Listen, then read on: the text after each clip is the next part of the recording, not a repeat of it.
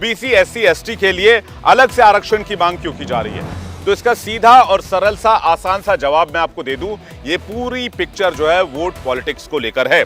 जरा आंकड़ों के जरिए समझते हैं कि ये पूरी जो वोट पॉलिटिक्स है एससी एसटी ओबीसी को लेकर वो किस तरह से है। शुरुआत करते हैं देश के सबसे बड़े सूबे उत्तर प्रदेश से और उत्तर प्रदेश में नजर डालते हैं कि क्या आंकड़ा इस वक्त कहता है। हालांकि जातीय आधार पर कोई आधिकारिक आंकड़ा नहीं है, ये भी मैं आपको पहले क्लियर कर दूं।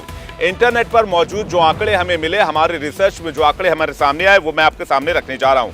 अनुमान के मुताबिक उत्तर प्रदेश में 52% वोट ओबीसी का है, जो पूरे यूपी के वोट बैंक के लिहाज से सबसे ज्यादा है। यानी कि 52% आप मान लीजिए कि पूरा का पूरा पूरे जो सीटें वो आपके पास आ गए। अगर पूरा ओबीसी आपके पास आ जाएगा तो पूरी सरकार आपके पास आ गई। इसमें 43% जो है वो गैर यादव बिरादरी के वोट बैंक हैं। उत्तर प्रदेश में ओबीसी की 79 जातियां हैं और जिसमें सबसे ज्यादा यादव और दूसरे नंबर पर कुर्मी समुदाय के लोग आते हैं। इसी तरह यूपी में दलित वोटर्स की बात करें तो इनकी अनुमानित आबादी, फिर से मैं कह रहा हूं अनुमान के हिसाब से, क्योंकि जातीय आधार पर कोई जनगणना नहीं हुई है, अनुमानित आबादी जो है उत्तर प्रदेश में दलित वोटर्स की वो 21% है। और आमतौर पर देखा जाता है कि समाजवादी पार्टी जो है ओबीसी वोट बैंक की पॉलिटिक्स करती है। और इसलिए आपने देखा होगा कि समाजवादी पार्टी के नेता स्वामी प्रसाद मौर्य घूम घूम के इन दिनों हिंदुओं को और सनातनियों को गाली देने का काम कर रहे हैं। और इसका मकसद सिर्फ यही है कि जो ओबीसी वोट बैंक है, जो एससी एसटी वोट बैंक है, उसको एकजुट किया जा सके। इसी तरह बीएसपी दलित वोट बैंक की पॉलिटिक्स करती है उत्तर प्रदेश में, हम सभी जानते हैं। अब इस लिहाज से समाजवादी पार्टी और बहुजन समाज पार्टी महिला आरक्षण बिल में ओबीसी एससी एसटी के कोटे की मांग कर रही है। इसका रीजन आप समझ गए होंगे, क्योंकि इन पार्टियों को डर है कि अगर इस बिल के पास होने से बीजेपी को फायदा और बीजेपी की तरफ ये वोट बैंक चले गए तो 2024 में और आने वाले फिर से यूपी के इलेक्शंस में उसे कोई नहीं रोक पाएगा। और मिशन 80 यूपी को लेकर जो बीजेपी निकली है वो बीजेपी आसानी से हासिल कर लेगी। इसलिए यहां पर कोटे में कोटा का फॉर्मूला सटाया जा रहा है। एससी एसटी ओबीसी के कोटे की बात की जा रही है, 33% के कोटे में से।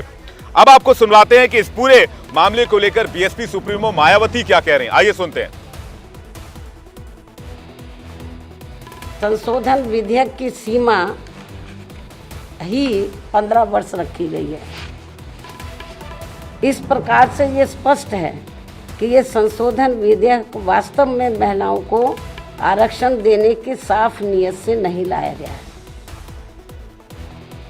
अब आपको बाकी महिला सांसदों का भी बयान सुनवाते हैं कि वो आज लोकसभा से इस बिल के पारित होने पर, इस बिल पर क्रेडिट पॉलिटिक्स पर, बाकी मुद्दों पर क्या कह रही हैं। संविधान की मर्यादा की दृष्टि से देखें तो लक्ष्मी ने संवैधानिक स्वरूप लिया है इस अधिनियम के माध्यम से, जिसके लिए मैं सरकार का, इस सदन का और पीठ का विशेषता आभार व्यक्त करती हूँ। बहुजन समाज पार्टी ने कई बार और मैंने स्वयं भी इस महिला आरक्षण विधेयक की मांग को कई बार सदन के पटल पर रखने का काम किया है। मैं और मेरी पार्टी बहुजन समाज पार्टी इस बिल का पूरे दिल से समर्थन करते हैं। ये जो बिल है ये महिलाओं का दिल है और दिल और दिमाग को देखते हुए आदरणीय प्रधानमंत्री जी ने महिला आरक्षण लाने का ये फैसला लिया है। सभापति जी, यहाँ पर मैं ये बताना चाहूँगी कि महिलाओं के किस्मत का ताला मोदी जी ने खोला। जो बिल आया है वो महिला आरक्षण पर आया है। इस बात के लिए मैं पूरे हिंदुस्तान की महिलाओं को बहुत बहुत बधाई देना चाहती हूँ और माननीय प्रधानमंत्री जी को तहे दिल से धन्यवाद करना चाहती हूँ।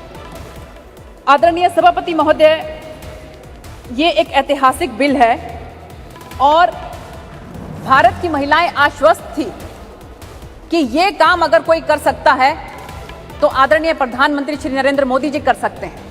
Sir, I stand on behalf of the Nationalist Congress Party in full support of this bill. तो ज्यादातर पार्टियां इस बिल का समर्थन कर रही हैं और ये कह रहे हैं कि प्रधानमंत्री नरेंद्र